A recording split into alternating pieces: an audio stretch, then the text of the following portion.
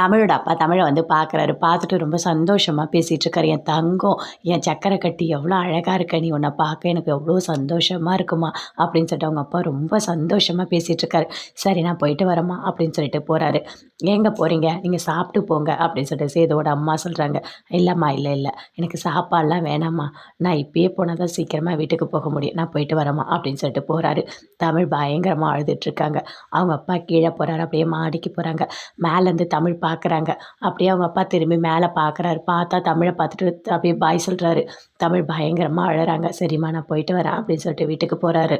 எல்லாருமே உட்காந்து டேபிளில் சாப்பிட்டுட்டு இருக்காங்க. அப்போ பாட்டியும் சாப்பிட்டுட்டு இருக்காங்க. சாப்பிடும்போது சொல்கிறாங்க, "எங்க அந்த சின்ன மருமகளை காணோம்" அப்படின்னு சொல்லிட்டு சுற்றி இருக்க எல்லாருமே பார்த்துட்ருக்காங்க. அவங்க இன்னும் வரல அப்படின்னு சொல்கிறாங்க. "ஓ அப்படியா, சரி அவளுக்கு என்ன சாப்பாடு கொடுக்கணும்னு சொல்லியிருக்கேன், உங்களுக்கு ஞாபகம் இருக்கா" அப்படின்னு பாட்டி சொல்கிறாங்க. ஐயோ மறந்துட்டேனே, நான் வந்துட்டு எல்லாத்துலேயும் உப்பு போட்டு சமைச்சிட்டேன்" அப்படின்னு சொல்கிறாங்க. "அப்படியா, சரி சரி. ஆனால் எனக்கு தெரியும், அதனால் நான் தனியாக சமைக்க சொல்லியிருக்கேன் மலர்கிட்ட. அவள் சமைச்சிருக்கா உப்பு இல்லாமல், அந்த சாப்பாடை கொண்டு வாங்க" அப்படின்னு சொல்கிறாங்க. அங்கேருந்து அப்படியே வராங்க தமிழ். வந்தவொடனே சாப்பிட்றதுக்கு உட்காடுறாங்க. உட்காரு தமிழ் சாப்பிடு" அப்படின்னு சொல்லிட்டு. "இல்லை இல்லை இல்லை இல்லை, அவள் எதுக்கு மேலே உட்காரணும்? ஏன் அவள் வீட்டில் கீழே தானே உட்காந்து சாப்பிட்டா, அவள் கீழே உட்காந்து சாப்பிட்டோம், ஒன்றும் தப்பே கிடையாது" அப்படின்னு சொல்கிறாங்க. "பரவாயில்ல, நான் கீழே உட்காந்து சாப்பிட்றேன்" அப்படின்னு தமிழ் சொல்கிறாங்க. 2 சட்டியில் கொடுக்குறாங்க. "அந்த சாப்பாட்டை அவகிட்ட கொடு" அப்படின்னு சொல்லிட்டு அதை அப்படியே இப்போ சாப்பிட்டு பார்க்குறாங்க. நல்லாவே இல்லை, பயங்கரமாக அழறாங்க. அழுதுகிட்டே சாப்பிட்றாங்க. சேதோட அம்மா பயங்கரமாக ஃபீல் பண்ணிகிட்ருக்காங்க. "ஐயோ என்ன இப்படி சாப்பிட்றாளே" அப்படின்னு சொல்லிட்டு அழுதுகிட்டே சாப்பிட்டுட்டு இருக்காங்க. "இங்கே பாரு, இனிமேல் இப்படி தான் நீ சாப்பிட்ணும். கண்டிப்பாக நீ சமைக்க கற்றுக்கணும், புரியுதா? நீ நல்லா சமைக்கணும். அது வரைக்கும் உனக்கு தண்டனை இதுதான்" அப்படின்னு சொல்கிறாங்க. தமிழ் சாப்பிட்டு அங்கேருந்து போகிறாங்க.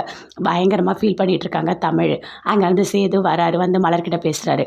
"ஆமாம், தமிழ் சாப்பிட்ட அந்த சாப்பாட்டோட மீதி இருக்கா" அப்படின்னு சொல்லிட்டு கேட்குறாரு. இருக்குது. நான் உள்ளே இருக்குன்னா வேணா உப்பு போட்டு கொண்டு வரட்டுமா" அப்படின்னு சொல்கிறாங்க. "வேண்டாம் வேண்டாம், உப்பெல்லாம் போட்டு எனக்கு தர வேண்டாம். தமிழ் சாப்பிட்டா மாதிரி எனக்கு அந்த சாப்பாடு தாங்க" அப்படின்னு சொல்லிட்டு சேது சாப்பிட்றாரு. அதை பார்த்து மலர் பயங்கரமாக சந்தோஷப்படுறாங்க. "பரவாயில்லையே, தமிழ் மேலே இவருக்கு இவ்வளோ பாசம் இருக்குது" அப்படின்னு சொல்லிட்டு பயங்கரமாக சந்தோஷப்படுறாங்க. "எனக்கு இனிமேல் 3 வேளையும் தமிழ் என்ன சாப்பிட்றாலோ அதே சாப்பாடை எனக்கு சேர்த்து சமைச்சு கொடுங்க" அப்படின்னு சொல்கிறாரு. "சரிங்க, நான் அப்படியே பண்ணுறேன்" அப்படின்னு சொல்கிறாங்க. உள்ள ரூமில் இருக்காங்க. காய் எல்லாம் கட் பண்ணிகிட்டே இருக்காங்க. கட் பண்ணி பார்த்துட்ருக்காங்க. அப்போ சேது வராரு. "என்ன தமிழ் சாப்பிட்டியா" அப்படின்னு சொல்லிட்டு கேட்குறாரு. சாப்பிட்டேங்க" அப்படின்னு சொல்கிறாங்க. காயெல்லாம் கட் பண்ணி பார்க்குறாங்க.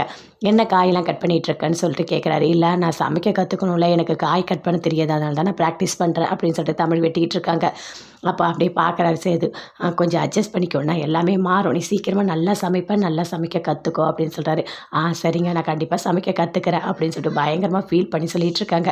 அப்போ காய் வெட்டும் போதே அப்படியே கத்தியில் அப்படியே கையை வந்து வெட்டிக்கிட்டாங்க. அப்படியே பார்க்குறாரு. "ஐயோ என்னாச்சு" அப்படின்னு சொல்லிட்டு சேது அந்த ரத்தத்தோட வாயில் எடுத்து வச்சு அப்படியே அந்த ரத்தத்தை உரிகிறாரு. அப்படியே பார்க்குறாங்க தமிழ். பயங்கரமாக சந்தோஷப்படுறாங்க. வீட்டில் அவங்க அப்பா போகிறாரு. போனவொடனே கேட்குறாங்க, எப்படி இருக்கா தமிழ்" அப்படின்னு சொல்லிட்டு.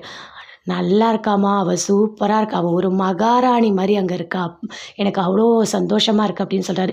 "அப்படியா, என் பொண்ணு நல்லா இருக்காளா" அப்படின்னு சொல்லிட்டு அவங்க அம்மா கேட்குறாங்க. அவங்க தங்கச்சி, பாட்டி எல்லாருமே சந்தோஷப்படுறாங்க. "தமிழ் நல்லா இருந்தால் போதுங்க, அதுதான் எங்களுக்கு வேணும்" அப்படின்னு சொல்லிட்டு. அவள் நல்லா இருக்கா, நிறைய நகை போட்டுட்டு பட்டுப்படம்லாம் கட்டிக்கிட்டு அப்படியே ஒரு சாமி மாதிரி இருக்கா, என் சக்கரை கட்டி பார்க்கவே எனக்கு அவ்வளோ சந்தோஷமாக இருந்தது" அப்படின்னு சொல்லிட்டு அவங்க அப்பா பயங்கரமாக ஃபீல் பண்ணி ரொம்ப சந்தோஷமாக சொல்லிகிட்ருக்காரு. "தமிழ் நல்லா இருந்தால் எனக்கு போதுங்க, அதுதான் எனக்கு வேணும்" அப்படின்னு சொல்லிட்டு அவங்க அம்மா சொல்கிறாங்க. பாட்டி எல்லாருமே பயங்கரமாக சந்தோஷப்படுறாங்க.